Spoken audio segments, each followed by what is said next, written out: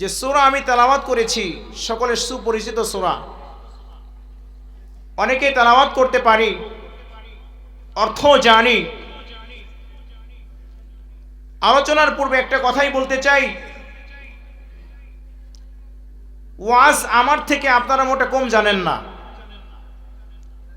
জাননেওয়ালার অভাব নেই, যেখানেই যান সেখানে জাননেওয়ালা পাবেন। প্রত্যেক সেক্টরেই জাননেওয়ালা আছে। মা বোনদের মধ্যেও জানে, যুবকদের মধ্যেও জানে, বৃদ্ধাদের মধ্যেও জানে, সবাই জানে। জানে না কে? সবাই জানে। জানার মধ্যে কমতি নেই, শুধু কমতি হলো মানার মধ্যে। মানার মধ্যে কমতি। এখানে যারা বসে আছেন, কোনটা খারাপ কাজ কোনটা ভালো কাজ জানেন না, এটা কি কেউ বলতে পারবেন? বলেন, বলতে পারবেন? একটু মুখ খুলে বলতে পারবেন কোনটা ভালো কোনটা খারাপ? সবাই আমরা জানি, এরপরেও কিন্তু খারাপ কাজটাই করে থাকি, ঠিক কিনা বলেন? এটা আওয়াজ দিয়ে বলেন না, এটা খারাপ কাজ আমি জানি না, এমনটা আছে কেউ? সবাই জানতেছে এটা খারাপ, এরপরেও কিন্তু করতেছে। তাহলে বোঝা গেল জানার পরেও সঠিকটা মানার লোক খুবই কম, ঠিক কিনা বলেন? কিন্তু মূলত হলো যতটুকু জানো ততটুকু মানার চেষ্টা করো। জানি অনেক, কিন্তু আমার মধ্যে মানার বিন্দু মাত্রাও কোনো জিনিস আমার মধ্যে নাই, তাহলে এই আপনার জানাটা আপনার কোনো কাজে আসবে না। কিন্তু আপনি অল্প জানেন, অনেক বেশি জানেন না, অল্প জানেন, কিন্তু অতটুকুর পর আপনার জীবনটা পরিপূর্ণ মানার চেষ্টা করেন, আপনি কামিয়াবি, আপনি সফল কাম। অনেক জানার মধ্যে কামিয়াবি নাই, যতটুকু আপনি জানেন ততটুকু মানার মধ্যেই হলো কামিয়াবি। ইনশাআল্লাহ আপনাদের একটা কথা বলতে চাই, যতটুকু আলোচনা হবে ইনশাআল্লাহ কি আপনারা মানার নিয়েতে শুনবেন নাকি শোনার নিয়েতে শুনবেন? বলেন, একটু আওয়াজ দিয়ে বলেন না। মানার নিয়েতে শুনবেন নাকি শোনার নিয়েতে শুনবেন? বাহিরের লোকজন চিন্তা করতেছে, হুজুর মাত্র বসলো, দেখি সুরতাল কেমন, কণ্ঠমন্ত্র কেমন, যদি ভালো টান টুন দেয় তাহলে এসে বসবানি, আর যদি চলে না, মাইক হুজুরের কণ্ঠ ভালো না, তাহলে আর বসবো না। চিন্তা করতেছে অনেক লোক, কিন্তু বাহিরে চিন্তা করতেছে সুরতাল কেমন দেখবো আজকে। বলেন তো ওই লোকগুলাকে ওয়াজ শুনতে আসছে না সুর শুনতে আসছে? বলেন একটু আওয়াজ দেয়া। যে বাহির থেকে চিন্তা করতেছে তাল বাল কেমন দেখে নই, এরপরে চিন্তা করবানি বসা যায় কিনা, তাহলে তার আশাটা কিন্তু সুরতাল দেখার জন্য, তার আশাটা কিন্তু কিছু নেওয়ার জন্য না। একটু আওয়াজ দিয়ে বলেন না, আপনাকে সুরতাল দেখতে আসছে না কিছু নেওয়ার জন্য আসছেন? ইনশাআল্লাহ আল্লাহ আপনাদের কবুল করবেন, আমিন। যে সূরাটা আমি তেলাওয়াত করেছি সূরাতুল জিলজাল, এই সূরাটার মধ্যে ৮টি আয়াত রয়েছে, ৩৫টি শব্দ রয়েছে, বাক্য রয়েছে, ১০০টি অক্ষর রয়েছে। তাহলে বলেন, একটু বলেন কয়টা আয়াত? কয়টা আয়াত বলেন? ৮টি আয়াত বলেন একটু। ৮টি আয়াত, ৩৫টি বাক্য, ১০০টি অক্ষর। মন থাকবে? এতটুকু মন রাখতে পারবেন? ৮টি আয়াত, ৩৫টি বাক্য, ১০০টি অক্ষর।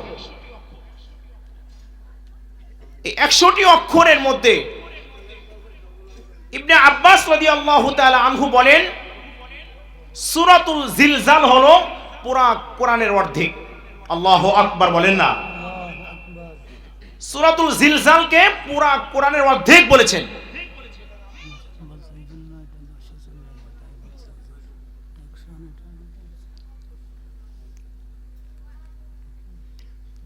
তাহলে আমরা জানি কোরআনের মধ্যে ১১৪টি সূরা রয়েছে। কয়টি সূরা বলেন? ১১৪টি সূরা। তার মধ্যে একটি সূরার নাম হলো সূরাতুল জিলজাল।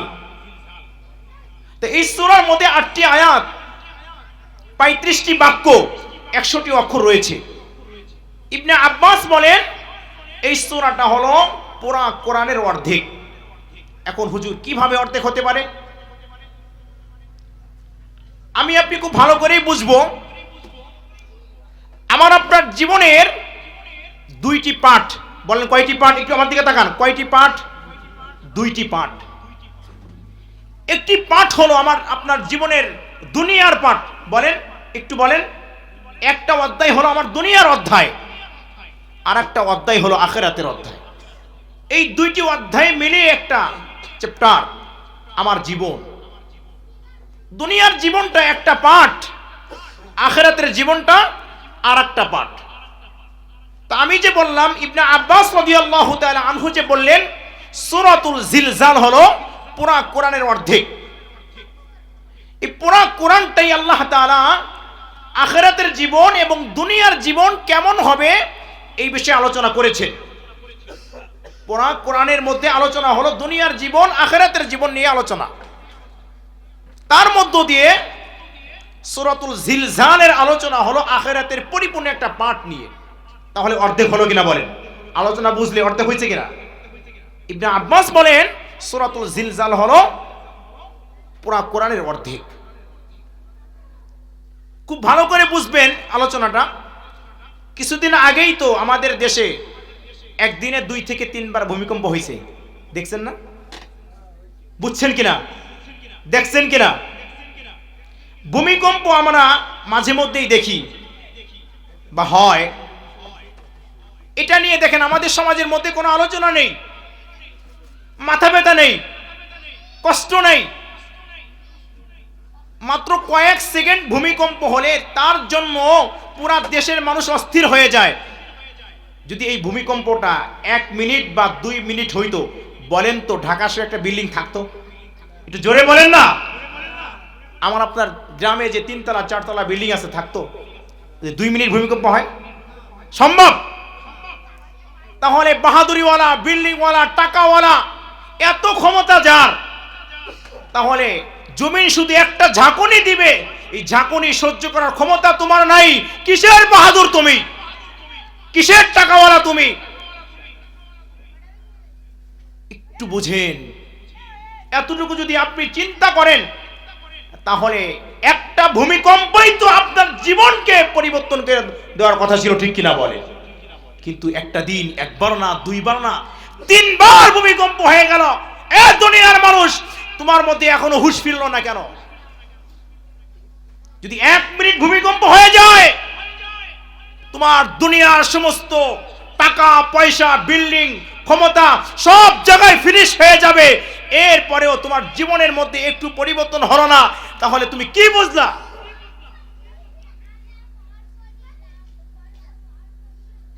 ভূমিকম্প কেন হয়?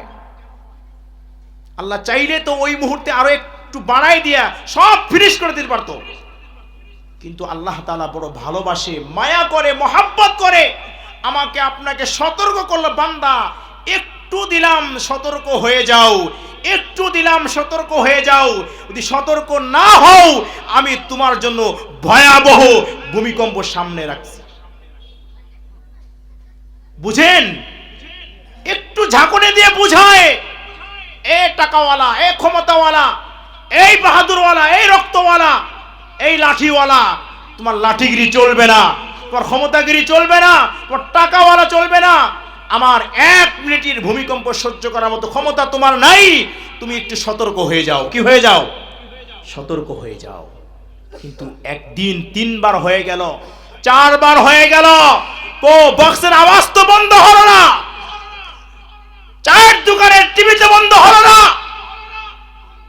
হেডফোন দিয়ে কানে গান শোনা তো বন্ধ হলো না, মিথ্যা কথা তো বন্ধ হলো না, সুদখোর তো সুদ বন্ধ করে নাই, মিথ্যা বলনেওয়ালা তো মিথ্যা বলনেওয়ালা বন্ধ করে নাই। বন্ধ করছে বলেন? তাহলে ভূমিকম্প হয়ে গেল বাবা, তোমার মধ্যে কোনো পরিবর্তন হলো না। তাহলে বোঝা গেল আল্লাহর ক্ষমতাকে বিশ্বাস করো না, বিশ্বাস করো না। আল্লাহ তাআলা সেই প্রাসঙ্গিকে এই সূরাতুল জিলজাল অবতীর্ণ করেছে। এটা হলো ভূমিকম্প ছিল আজকে আলোচনা।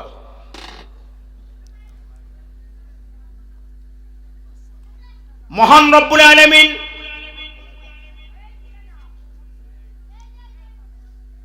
দুনিয়ার মধ্যে যত মানুষ পাঠিয়েছেন আসছেন, আসবেন, আর দুনিয়ায় থাকবেন। আমার আপনার জীবনের লাইফের মধ্যে একটু লক্ষ্য করলে দেখা যায়, আমার আগে আমার দাদা আসছিল, আমার বাবা আসছিল, দাদার বাবা আসছিল, তার বাবা আসছিল, তার বাবা আসছিল, কিন্তু লক্ষ্য করলে দেখা যায় কেউ কিন্তু দুনিয়ায় আর নাই, ঠিক কিনা বলেন? এর দ্বারা বোঝা গেল পৃথিবীতে টাকাওয়ালা আপনার থেকে আমার থেকে অনেক আসছিল, ক্ষমতাওয়ালা অনেক আসছিল, সবাই তো চলে গেছে। এ আমার বাবারা, এ আমার যুবক ভাইয়েরা, মাইকের আওয়াজ যত দূর যায়, একটু সময় যদি তোমার জীবনে হতে পারে নাজাতের জরিয়া হয়ে যেতে পারে, বাবা ও আমার যুবক ভাই, একটু প্যান্ডেলে এসে বসে যাও। হতে পারে আজকের মাহফিল তোমার জীবনের শেষ রজনী, আগামীকাল এই রজনী তোমার চর্ম চোখে আর দেখার সুযোগ নাও হয়ে যেতে পারে। এই রাত্রটা হইতে পারে শেষ রাত, এই রাত্রে শেষ রাত্রে ফজরের আজান হবে, ঠিক কিনা বলেন? জোরে বলেন না। এই রাতেই তো শেষ রাতে ফজরের আজান হবে। ও যুবক ভাই, ও মুরব্বী বাবারা, শেষ রাতের দিকে ফজরের আজান হবে। আমার আপনার মধ্যে অনেকেই তো ঘুমিয়ে যাবে, ঘুমিয়ে যাবে, সবাই ঘুমিয়ে যাবে। ঘুমের আগে কত প্ল্যান, আগামীকাল এটা করব, ওটা করব, ব্যবসা করব, বাণিজ্য করব, ক্ষেত খামারি করব, অনেক প্ল্যান নিয়ে ঘুমায়। ও বাবারা আমার, ও যুবক ভাইয়েরা আমার, দেখা যায় ফজরের আজানের পরে অনেক মহল্লার মাইকের মধ্যে এলান হয়ে যাবে, অমুক বিশ্বাস, অমুক তালুকদার, অমুক মোল্লা আর দুনিয়ায় নাই। এই লোকটা কিন্তু জানতো না যে আমার জন্য আজকের রাতটাই শেষ রাত। যদি জানতো তাহলে আগামীকাল দিনের বেলা কি কি কাজ করবে প্ল্যান করতো না, ঠিক কিনা বলেন না? লোকটা কিন্তু জানা নাই, জানা নাই। ও আমার মা বোনেরা, লক্ষ্য করে শুনি, ও আমার বোনের বয়সী, ও আমার মায়ের বয়সী, ও আমার দাদির বয়সী, একটু লক্ষ্য করে শুনি। যেই রজনী আমি আপনি পার করতেছি, আগামীকাল রজনী আসবে, রাত্র আসবে, রাত্রের পরে দিন আসবে, দিনের পরে রাত্র আসবে, কিন্তু জানি না এই রাত্রইটাই কি আমার আপনার জীবনের শেষ রাত, এই দিনটাই কি আমার আপনার জীবনের শেষ দিন। এটা যদি বিশ্বাস করো বাবা, তাহলে একটু হলেও কোরআনের মজমায় বসে যাও। দুনিয়ায় সবাই আসছিল, সবাই চলে গেছে। এ বাবারা, এ যুবক ভাইরা, এটা তুমি মানো আর না মানো, বিশ্বাস করো আর না করো, দুনিয়ার সবকে অস্বীকার করতে পারো, দুনিয়ার সব বিষয়কে অস্বীকার করতে পারো, অবিশ্বাস করতে পারো। পৃথিবীতে প্রায় 650-এর উপরে ধর্ম আছে, এক একজন এক এক ধর্ম নিয়ে তার জীবন পরিচালনা করে। বাবা, কেউ কোরআনকে মানে, কেউ কোরআনকে মানে না, কেউ ইহুদি, কেউ খ্রিস্টান, কেউ হিন্দু, কেউ বৌদ্ধ, বিভিন্ন শ্রেণীর লোক সমাজে বাস করে, ঠিক কিনা বলেন? সে যেটাকে ভালো মনে করে, বিশ্বাস করে, ওটাকে সে লালন পালন করে। সব বিষয় নিয়ে পৃথিবীতে মতানৈক্য আছে, সব বিষয় নিয়ে পৃথিবীতে তারতম্য আছে। কোনটা মানবে, কোনটা মানবে না, কোনটা বিশ্বাস করবে, কোনটা বিশ্বাস করবে না। কিন্তু পৃথিবীতে এমন একটা জিনিস আছে বাবা, সেটা কেউ অবিশ্বাস করে না, তার নাম হলো মৃত্যু। জোরে বলেন না।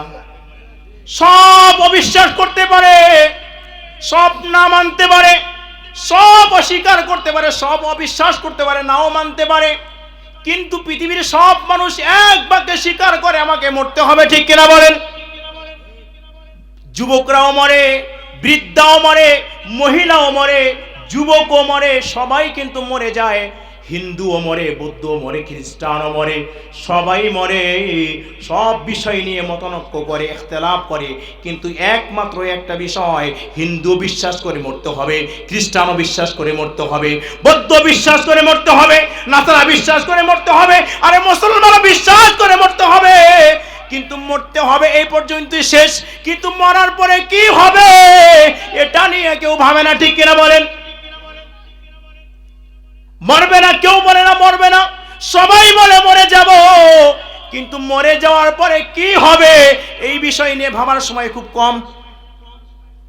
কিন্তু মুসলমানের দরকার ছিল, সবার আগে উচিত ছিল মরার পরে আমার কি হবে, মরার পরে আমার কি হবে এটা নিয়ে তারা 24 ঘন্টাই ভাবার কথা ছিল। জোরে বলেন না বাবার আমার। কারণ পৃথিবীতে সব বিষয় নিয়ে ইখতিলাফ আছে, সব বিষয় নিয়ে মতানৈক্য আছে, সব বিষয় নিয়ে মানুষ ইখতিলাফ করে, কিন্তু একটা বিষয় হলো মৃত্যু। এই মৃত্যু নিয়ে কেউ ইখতিলাফ করে না, এই মৃত্যু নিয়ে কেউ বলে না আমার মৃত্যু হবে না, কেউ বলে না আমার মৃত্যু হবে না, সবাই বলে আমার মৃত্যু হবে। কিন্তু কেউ জানে না মৃত্যু আজকে হবে না কালকে হবে, না আগামী বছর হবে, না 2 বছর পরে হবে, না 3 বছর পরে হবে। বলেন কেউ বলতে পারবে? একটু জোরে বলেন না, বলতে পারবে কিনা? কেউ বলতে পারবে না বাবা। তাই যদি হয়ে থাকে, যদি এটাই বলতে না পারেন যে আমার মৃত্যুটা আজকে হবে, না আগামীকাল হবে, না 1 বছর পরে হবে, না 2 বছর পরে হবে, নাকি প্যান্ডেলের মধ্যেই মৃত্যু হয়ে যাবে, বাবা যারা ইউটিউব চালান, ফেসবুক চালান, গত 2-4 দিন আগে একজন বক্তা আমার মতো স্টেজে বয়ান করতেছিল, বয়ানরত অবস্থায় এই স্টেজের মধ্যেই চলে গেছে। বাবা দেখছেন নাকি? অনেকেই মাইকের মধ্যে কথা বলতেছে, আওয়াজ কথা বলতেছে, কথা বলতেছে। সুস্থ মানুষ, 32 বছর বয়স, সুস্থ সবল মানুষ মাইকের মধ্যে আওয়াজ দিয়ে কথা বলতেছে, কিন্তু কথারত অবস্থায় কথা বলতে বলতে হঠাৎ করে তার মাথাটা টেবিলের উপরে ঝুঁকে পড়ে গেছে। মুসল্লিরা মনে করছে, শ্রোতারা মনে করছে অসুস্থ হয়ে গেছে। না না না না, অসুস্থ হয়ে যায় নাই। ও বাবারা আমার, ও বৃদ্ধা মা আমার, ও যুবক বোন আমার, তাহলে বোঝা গেল মৃত্যুর জন্য আগামী কাল আমার জন্য অপেক্ষা হবে না, আগামীকালের রাত্রটা আমার জন্য অপেক্ষা করবে না। আমাকে মনে করতে হবে এই মুহূর্তেই আমার মৃত্যু হয়ে যেতে পারে, ঠিক কিনা বলেন? জোরে বলেন না। এই মুহূর্তে মৃত্যু হয়ে যেতে পারে, এটাই বিশ্বাস করতে হবে। আর বিশ্বাস করলেও মৃত্যু হবে, বিশ্বাস না করলেও মৃত্যু হবে, ঠিক কিনা বলেন? আপনি মানলেও মৃত্যু হবে, না মানলেও মৃত্যু হবে, আপনার বুঝলেও মৃত্যু হবে, না বুঝলেও মৃত্যু হবে। মৃত্যু অনিবার্য, মৃত্যু আপনাকে পান করতেই হবে। কুল্লু নাফসিন যায়িকাতুল মাউত, মৃত্যুর স্বাদ, মৃত্যুর পেয়ালা আপনাকে পান করতেই হবে। আপনি চান আর না চান, আপনি বোঝেন আর না বোঝেন, আপনি মানেন আর না মানেন, এটাই চিরসত্য কথা, এটাই চিরসত্য কথা। এখন আমি আপনাদেরকে বুঝাইতে চাই, মৃত্যু যত করতেই হবে। এটা থেকে বাঁচার কোনো রাস্তা আছে নাকি বলে? দুনিয়ার মামলা হামলা বাঁচানোর জন্য জজকে কিছু টাকা দিলে, উকিলকে কিছু টাকা দিলে ঘুরাইয়া দেয়, ঠিক কিনা বলেন? সমাজের মাতবাড়ি রাতের বেলা মাতবারকে 500 টাকার বান্ডিল দিয়ে আসলে ঘুরে যায়, ঠিক কিনা বলেন? এ জোরে বলেন না বাবারা আমার। আমার থেকে আপনারা খুব ভালো বুঝবেন, কারণ আপনারা তো সমাজে চলাফেরা করেন। মাতবারও জানে কোনটা সঠিক কোনটা বেঠিক, জানে কিনা বলেন?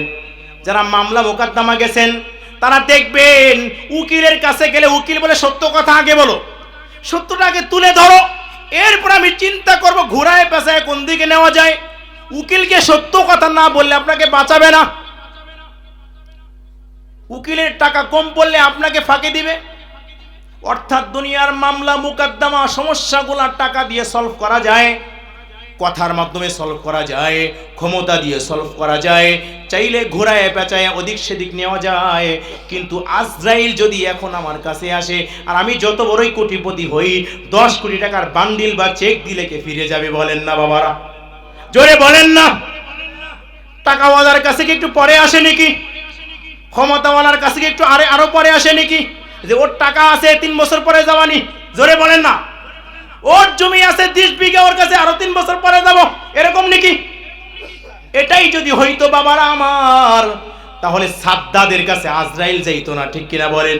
সাদ্দাত আল্লাহকে বলেছিল, আল্লাহ তোমার বানানো জান্নাতে আমি যাব না। আমি কিচ্ছা বলবো না, বোঝানোর জন্য বলতেছি।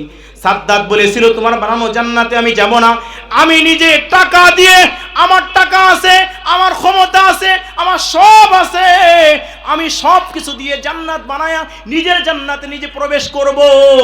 টাকা দিয়ে, স্বর্ণ দিয়ে, অলংকার দিয়ে, জওহর দিয়ে, মণিমুক্তা দিয়ে সব বানাইলো, বানাবে, সব তৈরি হয়ে গেছে, কোরআন পড়ে পড়ে সব বানায়। যখন জান্নাতের গেটে যায়, মিস্ত্রি যখন বলে, ইঞ্জিনিয়ার যখন বলে আপনার জান্নাতের প্ল্যান অনুযায়ী জান্নাত তৈরি হয়ে গেছে, ও সাদ্দাত আপনি চাইলে দেখতে পারেন। যখন সাদ্দাত তার সৈন্য বাহিনী নিয়ে তার সমস্ত সরঞ্জাম তৈরি করে ঘোড়ার উপর সওয়ার হয়ে যখন তার নিজের বানানো জান্নাতের দিকে ঢুকতে যায়, যখন জান্নাতে একেবারে কাছাকাছি গেটের সামনে চলে গেছে, আর এক কদম বা দুই কদম সামনে আগাইলেই ঢুকতে পারবে, এমন মুহূর্তে এক বৃদ্ধ পাশের থেকে দাঁড়ায় বলে, সাদ্দাত আর সামনে আগানো যাবে না, আর চলতে পারবা না। সাদ্দাত রাগ হয়ে গেছে, এ মুরব্বী চুপ থাকো, কত কষ্ট করে, কত প্ল্যান করে, কত টাকা খরচ করে জান্নাত বানাইলাম, যে আল্লাহর জান্নাতে যাব না, নিজের বানানো জান্নাতে যাব। এ মুরব্বী চুপ থাকো, কথা বলিও না, একটু পরে কথা বলবো। এবার সাদ্দাত যখন ধমক দিয়ে আর এক পাও সামনে আগায়, এবার মুরব্বী ডেকে কয়, এ সাদ্দাত ধমক দিও না, ধমক দেওয়ার মতো সময় আর তোমার বাকি নাই, আমি হইলাম আজরাইল। আল্লাহু আকবার। এবার সাদ্দাত কয়, এ বাবা ভুল হয়ে গেছে, বুঝি নাই, আমাকে একটু মাত্র সময় দেন, একটু মাত্র সময় আমাকে দেন, আমি শুধু আমার ঘরগুলা দেখে আসবো, আমি ভোগ করব না, একটু আমাকে সময় দেওয়া যায় নাকি? সাদ্দাতকে মুরব্বি ডেকে বলেন, না না না, তোমার সময় আল্লাহর থেকে বাজেট হয়ে গেছে, যে তুমি এই গেট পর্যন্ত ঢুকতে পারবা, গেটের মধ্যে এক কদম আগাইতে পারবা না। সাদ্দাতের মৃত্যু গেটেই হয়ে গেল, তারা বানানোর টাকা দিয়ে, ক্ষমতা দিয়ে ওই ঘর দেখার সময় কিন্তু হলো না। এ মুরব্বী বাবা আমার, এ যুবক ভাইয়েরা আমার, সাদ্দাত দূরের কথা, আমাদের সমাজের মধ্যে অনেক ঘটনা এমন আছে, ঘর তৈরি করছে, বিল্ডিং তৈরি করছে, উদ্বোধন হবে, ডেট পড়ে গেছে, আগামী 10 তারিখ মিলাদ হবে, ঘরের উদ্বোধন হবে, বিল্ডিং এর উদ্বোধন হবে, দেখা যায় যেই লোকটা বিদেশ থেকে লক্ষ টাকা পাঠিয়ে পাঠিয়ে মার্বেলের টাইলস দিয়ে সুন্দর ঘর বানায়, আর 10 তারিখে সৌদি আরব থেকে, ইটালি থেকে, লন্ডন থেকে এসে ঘরে শুবে, খাটগুলা বানাইছে, জাজিমগুলা বিছাইছে, সব ঠিকঠাক হয়ে গেছে, দেখা যায় লোকটা প্লেনে ওঠার আগের দিন তার লাশের কেবিন চলে আসে, ঠিক কিনা বলেন? এমন ঘটনা হয় না? এ বাবার আমার, তাই বোঝা গেল সব জিনিস থেকে রক্ষা পাওয়া যায়, কিন্তু একমাত্র নির্দিষ্ট সময়ে মৃত্যু হয়ে যাবে। এখান থেকে টাকা দিয়ে ঘোরানো যায় না, ক্ষমতা দিয়ে ঘোরানো যায় না, টাকা দিয়ে ঘোরানো যায় না, ক্ষমতা দিয়ে ঘোরানো যায় না। যাই নাকি বলেন? বলেন যাই নাকি? তাহলে যদি নাই যায়, তাহলে মনে করতে হবে যে এই মুহূর্তেই আমার মৃত্যু হয়ে যেতে পারে। এই জন্য আমাকে সর্বদা সর্বহালাতে আল্লাহর কাছে ক্ষমা চাইতে হবে। মালিক, না জানি আজকের রাত্রে আমার জীবনের শেষ রাত্র কিনা, আয় আল্লাহ আমি যত গুনাহ করেছি আমাকে মাফ করে দাও।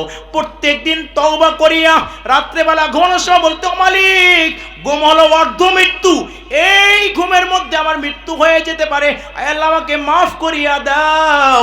প্রত্যেক দিন কমস কম 100 বার তওবা করতে হবে। আমার দিনের নবী, মায়ের নবী প্রত্যেক দিন 100 বার তওবা করতেন। ওনার আগেও গুনাহ নাই, পরেও গুনাহ নাই, সামনেও গুনাহ নাই, পিছনেও গুনাহ নাই। যদি আমার মায়ের নবী প্রত্যেক দিন 100 বার তওবা করতে পারে, তাহলে আমার আপনার জীবন তো গুনাহ দিয়ে ভরা। আমার সামনেও গুনাহ, পিছনেও গুনাহ, ডানেও গুনাহ, উপরেও গুনাহ, নিচেও গুনাহ।